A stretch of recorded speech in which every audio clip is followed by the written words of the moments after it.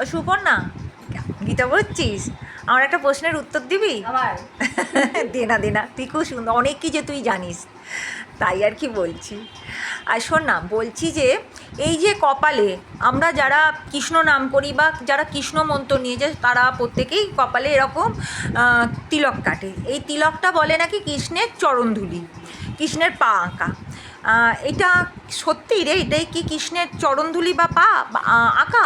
আর এছাড়া আমি দেখলাম, এই যে আমরা মায়াপুর গিয়েছিলাম, সেখানে রাধারানীর তো কপালে এই চরণ, মানে এই তিলক কাটা নেই।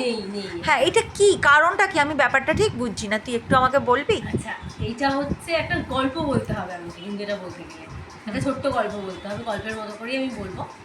প্রথম কথা, এটা আমরা যেটা তিলকটা কাটি, এটা রাধারানীর পা, কৃষ্ণের পা নয়, কৃষ্ণের চরণ নয়, রাধারানীর চরণই আমরা কপালে আঁকি। এবং ভগবান শ্রীকৃষ্ণ রাধারানীর চরণই নিজের কপালে এঁকেছেন।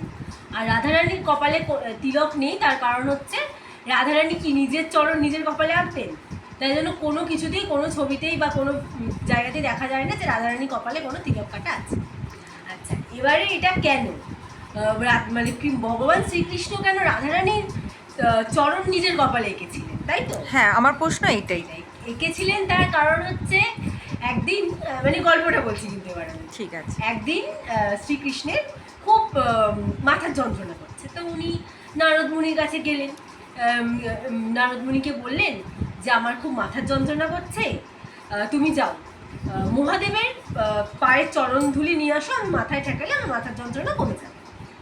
তো এবার নারদ মুনি তো দৌড়াতে দৌড়াতে মহাদেবের কাছে গেলেন, গিয়ে মহাদেবকে বললেন যে এরকম শ্রীকৃষ্ণের মাথার যন্ত্রণা করছে, চরণধুলি দিন আপনার, ওটা নিয়ে যাব, শ্রীকৃষ্ণ মাথায় ঠেকালে উনি যন্ত্রণা থেকে মুক্তি পাবেন। মহাদেব তো শুনেই না করে দিলেন, বলছে না, শ্রীকৃষ্ণকে চরণধুলি দেবো, এটা আমার তো মহাপাপ হবে, আমি দিতে পারবো না, এই কাজ আমি করতে পারবো না। এবার নারদ মুনি একে একে বিভিন্ন আরও যে দেবতাগণ আছেন তাদের কাছে গেলেন, সবার কাছে রিকোয়েস্ট করলেন যে একটু চরণধুলি দিন, শ্রীকৃষ্ণর মাথায় ঠেকাতে হবে, ওনার মাথা যন্ত্রণা করছে, উনি যন্ত্রণায় ছটপট করছে, ওনাকে মুক্তি দিতে হবে যন্ত্রণা থেকে।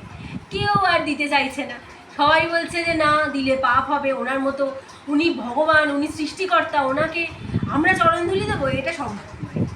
এবার উনি শ্রীকৃষ্ণের কাছে আসলেন, নারদ মুনি এসে বললেন যে না না, আমি পারলাম না আনতে, আমাকে কেউ দিতে চাইলো না, সবাই পাপের ভয় পাচ্ছে, বলছে আপনাকে যদি চরণধুলি দেওয়া হয় তাহলে তাদের পাপ হবে। তো তখন শ্রীকৃষ্ণ অনেক চিন্তা করে বললেন, তাহলে তুমি এক কাজ করো, রাধারানীর কাছে যাও, রাধারানীর কাছ থেকে চরণধুলি নিয়ে আসো, রাধারানী তোমাকে ঠিকই দেবে। এবারে নারদ মুনি তো, উনি জানেন যে হয়তো রাধারানী দেবেই না, উনি তাও একটা ঠিক আছে যাই, গিয়ে একবার রাধারানীর কাছে রিকোয়েস্ট করে দেখি যদি পাওয়া যায়, প্রভুর মাথার যন্ত্রণা করছে বলে কথা। উনি রাধারানীর কাছে গেলেন, রাধারানীকে বললেন যে এরকম শ্রীকৃষ্ণের মাথার যন্ত্রণা করছে, তোমার চরণধুলিটা, আপনার চরণধুলিটা আমাকে দেবেন, এরকম উনি চেয়েছেন। রাধারানী শুনে সঙ্গে সঙ্গে বলছেন হ্যাঁ দেবো নিশ্চয়ই, বলে উনি দিলেন, ওনার নারদ মুনির হাতে দিয়ে দিলেন চরণধুলি। তখন তো নারদ মুনি অবাক হয়ে গেলেন, অবাক হয়ে জিজ্ঞেস করছে কি ব্যাপার, আপনি পাপের ভয় পাচ্ছেন না? আমি এত দেবতাগণের কাছে ঘুরলাম, সবাই পাপের ভয়ে আমাকে কেউ চরণধুলি দিতে রাজি হলো না, আপনি এক কথায় বলে দিলেন যে হ্যাঁ দেবো।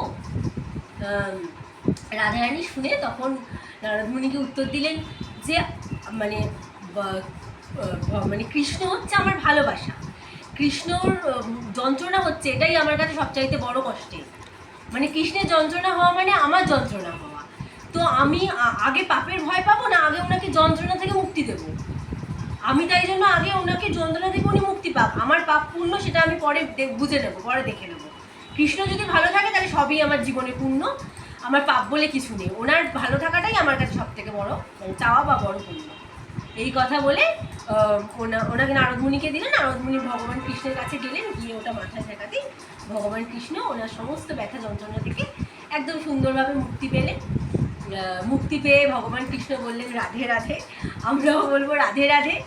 ও, ওই জন্যই আমরা মায়াপুরে গিয়ে দেখলাম রাধারানীর চরণে কিন্তু এই তিলক কাটা নেই, কৃষ্ণের চরণে আছে। কৃষ্ণের মাথায়, হ্যাঁ চরণ, সরি কৃষ্ণের চরণ, মাথায় কপাল আঁকা আছে, এবং আমরা সবাই রাধারানীর চরণই মাথাতে আঁকি। এবং যেটা আমরা ভুল ভাবি যেটা কৃষ্ণের চরণ, না, আমরা রাধারানীর চরণই আমরা মাথায় আঁকি। আর এই চরণ আঁকা মানে আমাদের এটা হচ্ছে আমরা মানে এটা আমাদের জন্য খুব শুভ, আমাদের সব ভালো হবে এবং আমাদের সব বিপদ থেকে রাধারানী উদ্ধার করবেন।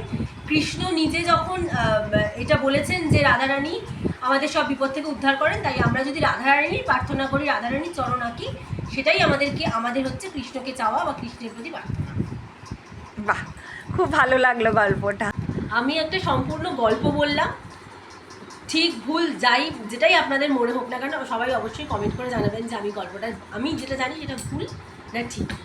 ঠিক হলে সেটাও জানাবেন, ভুল হলে সেটাও জানাবেন। আচ্ছা, ঠিক আছে। তাহলে যদি গল্পটা ভালো লেগে থাকে একটা লাইক করবেন, শেয়ার করবেন। রাধে রাধে, হরে কৃষ্ণ। রাখছি।